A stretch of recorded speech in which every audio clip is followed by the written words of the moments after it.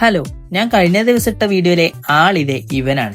അപ്പോൾ ആ വീഡിയോക്ക് ശേഷം കുറേ ആൾക്കാർ, അതായത് കണ്ട ഒട്ടുമിക്ക ആൾക്കാരും എന്നോട് ഫോൺ വിളിച്ചിട്ടായാലും മെസ്സേജ് അയച്ചിട്ടായാലും ഓൻ എങ്ങനെയുണ്ട്, ആൾ ഓക്കെ ആയോ എന്ന് കുറേ പേര് അന്വേഷിച്ചിട്ടുണ്ടായിരുന്നു.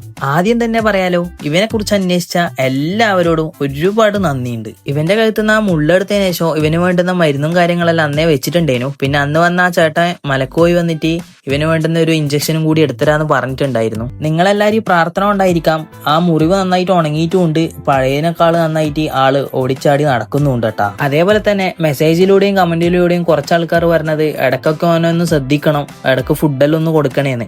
അപ്പോൾ ആ പറഞ്ഞവരോട് ഇതാ ഈ കാണുന്ന എന്റെ അമ്മയാണ്, ഇത് കാണുമ്പോൾ നിങ്ങൾക്ക് മനസ്സിലാവല്ലോ ഓ നമ്മളോട് അത്രത്തോളം അടുത്തിട്ടുണ്ടെന്ന്. ഇതേപോലെ തന്നെ ഇവനെ നന്നായിട്ട് കെയർ ചെയ്യുന്ന ഒരാളും കൂടിയുണ്ട്, നമ്മളെ വീട്ടിന്റെ അടുത്ത് തന്നെയുള്ള ബേബി എന്ന് പറയുന്ന ചേച്ചി. കഴിഞ്ഞ വീഡിയോയിൽ ഇവനെ തടകിയിട്ട് സമാധാനിപ്പിക്കുന്നുണ്ടായിട്ടില്ലേ, അതാണ് ഞാൻ പറഞ്ഞ ആ ചേച്ചി. അപ്പോ ഇവനെ നോക്കുന്നില്ല എന്നുള്ളൊരു പേടി നിങ്ങൾക്ക് വേണ്ട. എന്റെ വീട്ടിൽ നിന്നായാലും എന്റെ വീട്ടിന്റെ അടുത്തുള്ള ഞാൻ പറഞ്ഞ ആ ചേച്ചി ആയാലും ഇവനെ നല്ലപോലെ കെയർ ചെയ്യുന്നുണ്ട്. ഇവനെ കുറിച്ച് പറയുകയാണെങ്കിൽ ഇവൻ എവിടുന്നോ വന്നിട്ട് ഇവിടുത്തെ എല്ലാം ആയി മാറിയിട്ടുണ്ട്. ഇവന്റെ സ്വഭാവം എന്ന് വെച്ചാല് ആരെങ്കിലും ഇവന്റെ കൂടെ ഇങ്ങനെ കളിച്ചോണ്ടിരിക്കണം എന്ന് പറയാ, ഒരു കുഞ്ഞു കുട്ടീനെ പോലെയാണ് ഇവന്റെ കളിയല്ല. പിന്നെ ഇതാ ഇവന്റെ സ്ഥിരം സ്പോട്ട് ഇതാ വീട്ടിന്റെ വാതിക്കൽ വന്ന് ഇങ്ങനെ ഒറ്റ ഇരുത്താണ്. പിന്നെ ഇവനെ കൊണ്ട് ഒരൊറ്റ പൂച്ച വരെ ഇപ്പൊ നമ്മളെ മുറ്റത്തേക്ക് ഇറങ്ങാനില്ല. ഇപ്പൊ ഇങ്ങക്ക് ഈടുന്ന് കണ്ടാൽ മനസ്സിലാവും ആ പൂച്ച ഇവനെ എത്രത്തോളം പേടിക്കുന്നുണ്ട് എന്ന്. ഈ പൂച്ച മാത്രല്ല വേറെ 2 പൂച്ചയുണ്ട്.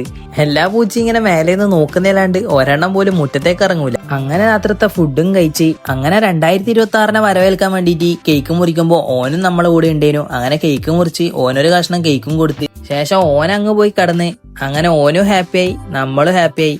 അപ്പൊ എല്ലാവർക്കും ഹാപ്പി ന്യൂ ഇയർ.